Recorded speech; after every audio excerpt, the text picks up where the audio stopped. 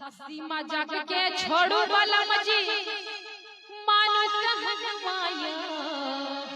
मनोज जी कि हंसी मजाक के की कहलिए बउआ के छोटका फूफा जी के तरफ से 101 रुपया का पुरस्कार है। हाँ बहुत बहुत धन्यवाद।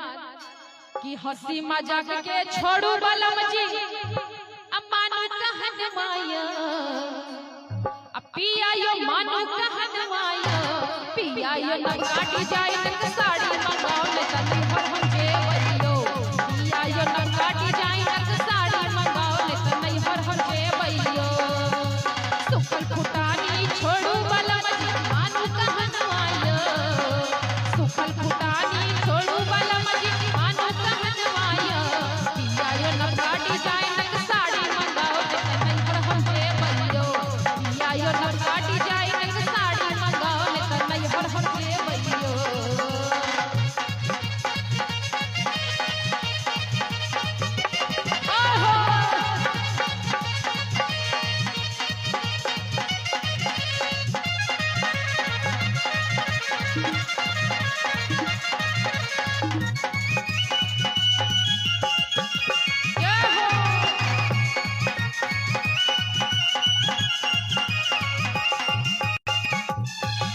नदी करैया चैटिंग हमरो सिखा दियो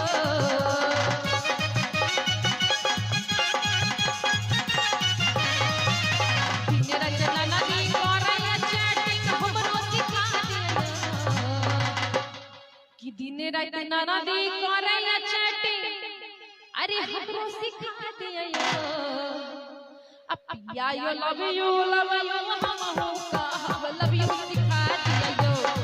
I love you हम हो का love you सिखा दियो हंसी मजाक के छोड़ू वाला मजी मानो कहनवायो पिया यो मानो कहनवायो पिया यो नगाटी जाए तक झुमका मंगाओ ले तक झुमका नहीं बलियो पिया यो नगाटी जाए तक झुमका मंगाओ